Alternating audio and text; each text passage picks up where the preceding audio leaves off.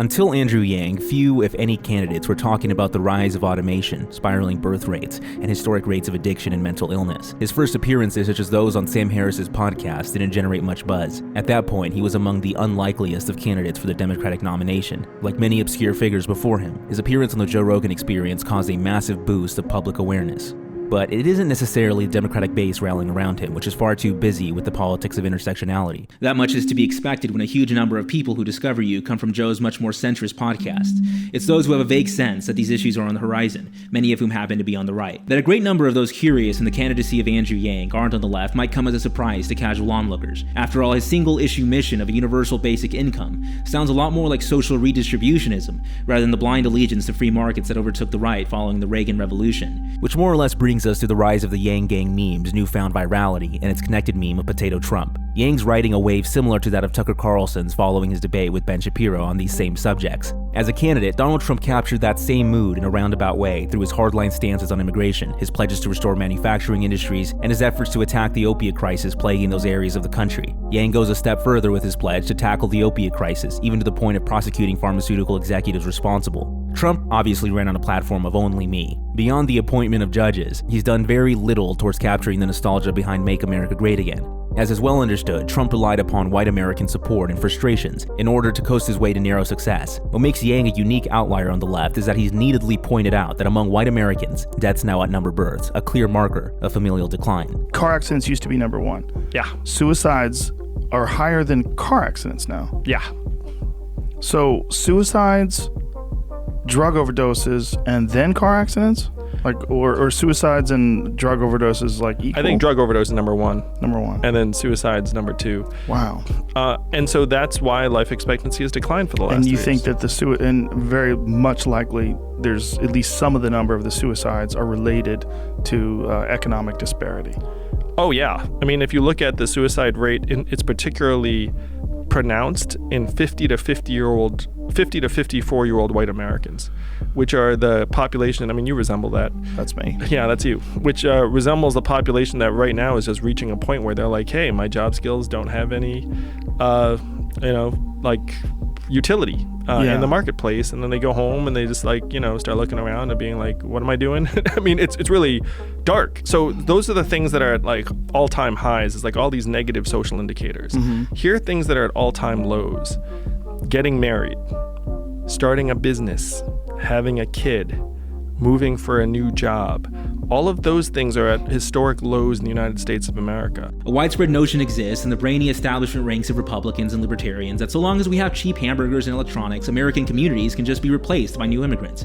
That core communities of Americans can vanish in the span of a few decades, an unprecedented development in this country, without vast social ramifications such as the ones we're already witnessing. The reason these events are unfolding are incredibly complex and can be traced to no one development, but it can be said that this isn't a viable long-term solution. These problems can potentially be addressed through tailored incentive structures to promote family creation, such as those which have been promoted by Hungary and Israel. Trump has spent no time devoted to this subject for some apparent reason, as though it's without dignity to address any subset of Americans experiencing the evaporation of their communities. For this reason, some of Trump's previously most devoted followers are questioning their support of someone who looks a lot more like George W. Bush than 2015 Donald Trump. This became glaringly obvious after the Trump administration's abject failure on his signature issue, as February marked a 12-year high for illegal immigration. Because of a collective sense of social disintegration and nihilism among the Trump base, the overall rationale behind the shift to Yang simply boils down to this.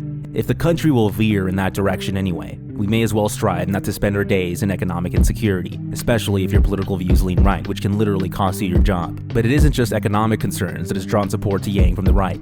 In response to a rising tide of technological censorship, President Donald Trump, who far leftists have called to be banned on many social media platforms, including Twitter, is fundamentally uninterested in addressing this issue, only advising fellow Republicans to be good. In stark contrast, Andrew Yang has gone as far to say that social media conglomerates should be trust-busted for their mass censorship campaigns. Where you come down on that debate is besides the point. It's obviously more favorable to conservatives who obviously face the brunt of censorship, with no clear solution on the horizon. It's largely for these reasons that pointing to any one particular left-wing policy listed on Yang's website is viewed as irrelevant by his right-wing supporters. If even under a firebrand Republican administration, the country moves leftward, spending more than ever before, receiving more illegal immigrants than under Obama, and seeing more technological censorship. Why should a candidate willing to tackle the issues of censorship and job displacement be written off? To the people running the meme factories that have spurred the online appeal of Yang, Trump has failed to address these issues in any serious way, while Yang is openly positioning himself as the one to do it, with the previously mentioned $1,000 a month freedom dividend.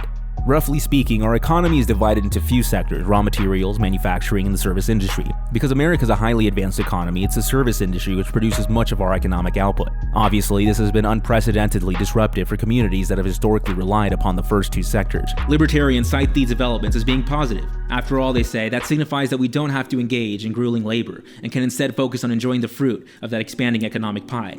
Materially, this is true. Regardless of this fact, you still have to earn those goods by generating economic value. If we're going to transition away from human labor at an unprecedented rate, we must find a new way to manage the social and economic costs that those displaced in a matter of years will inevitably bear the cost of. You could argue, as many do compellingly, that predictions of massive human replacement by automation are grossly overestimated.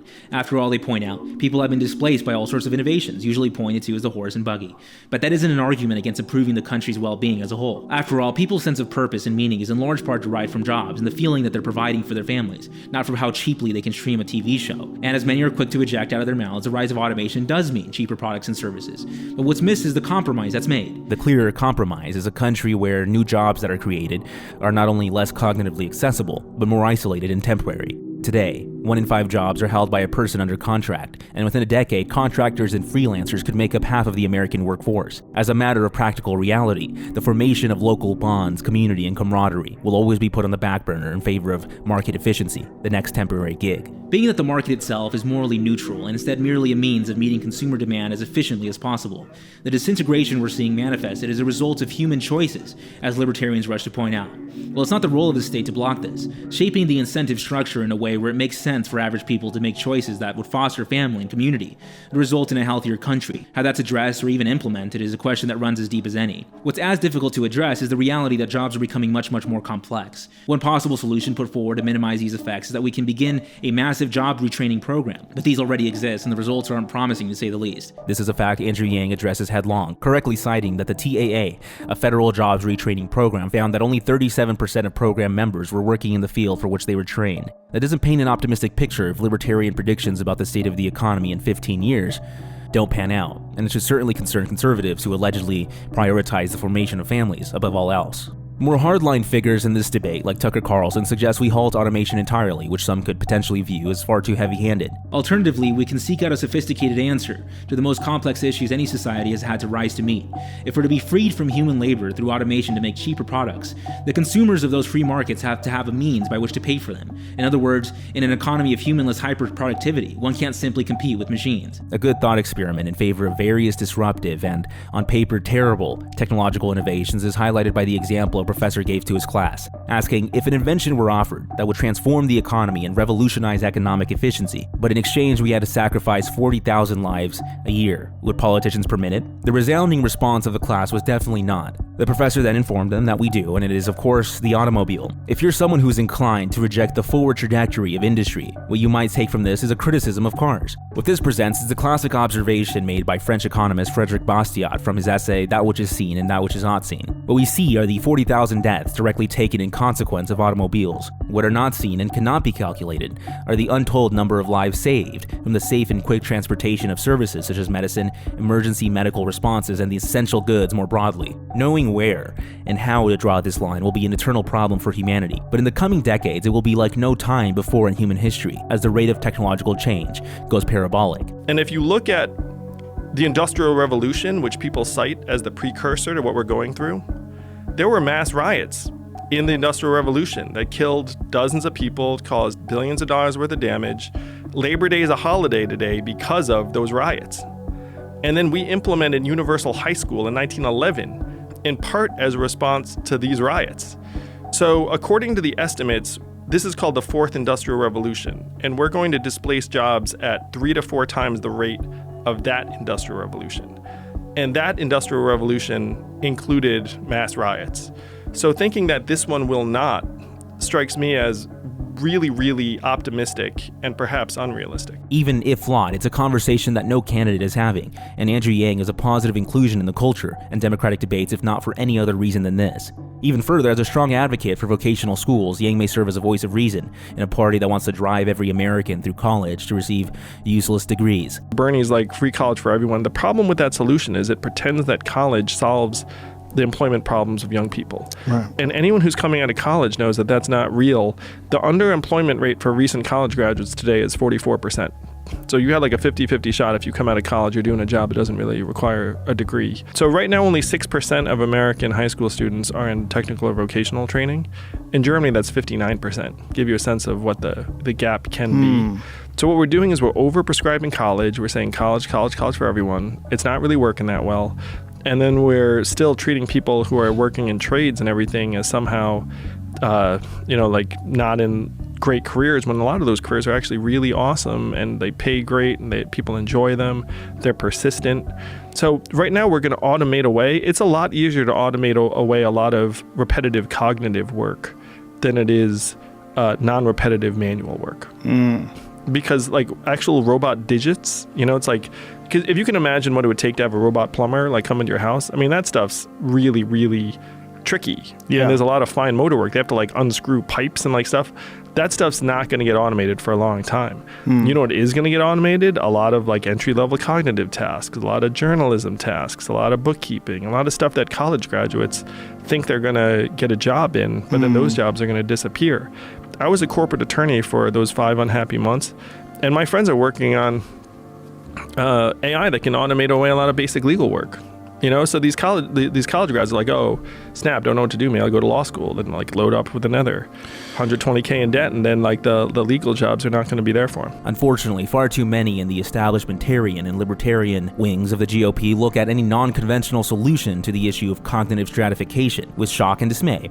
Andrew Yang frequently and correctly cites Chicago school economist and libertarian sweetheart Milton Friedman as a proponent of the UBI, as well as numerous founding fathers in their advocacy of a form of it. Self-identified libertarian scholar Charles Murray is a vocal supporter of it as well, dedicating an entire book on the subject titled In Our Hands, A Plan to Replace the Welfare State. That subtitle, A Plan to Replace the Welfare State, is where some of its support from the right comes. I am increasingly convinced is the reality that faces us within a matter of decades, maybe not that many decades, maybe only 10 or 15 years, in which the numbers of jobs that disappear is so great that we have to start thinking in terms of an economy in which people can live satisfying lives with a combination of paid work, but not necessarily 40 hours a week in the old-fashioned sense of that word.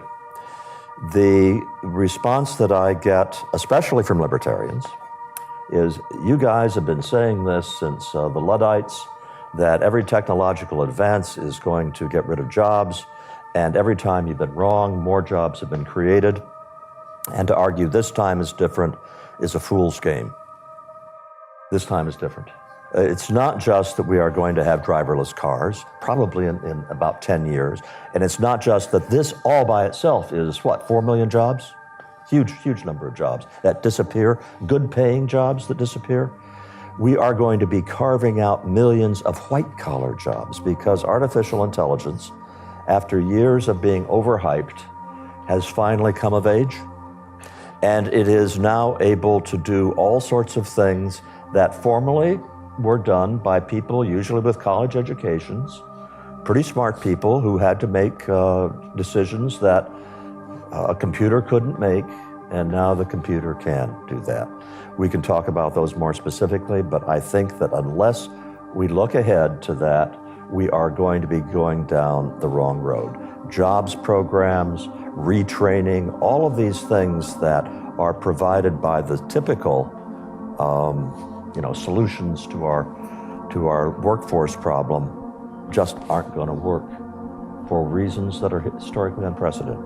And the grand bargain is that we will let you spend an awful lot of money on transfer payments to help the disadvantaged, and your part is that you give up the role of the state in trying to stage manage people's lives. It's for this reason that the reflexive libertarian gesticulation that this is an example of socialism doesn't hold water and is simply inadequate. In theory, people like Friedman and Murray endorse a UBI or its related proposal, a negative income tax, as a means of shifting entitlements that leave vulnerable people dependent on the state to a form of independence. There are a variety of problems associated with this argument, even if the numbers added up, a contested subject. It misses the fact that conservatives rightly recognize people derive their primary source of meaning from gainful and rewarding employment. The counter-argument to this reality is that at $1,000 a month, you'd still be below the poverty line, which wouldn't remove the incentive to work. It's a fascinating thought experiment at a minimum, and that's why so many on the right on the wide plane of social media have become Yang curious. Even assuming the math worked out, the appeal of Yang transcends its policy prescriptions. At least $1,000 is an entertaining thought experiment. What would ensue if people were totally freed from scarcity, the problem economics is trying to answer in the first place?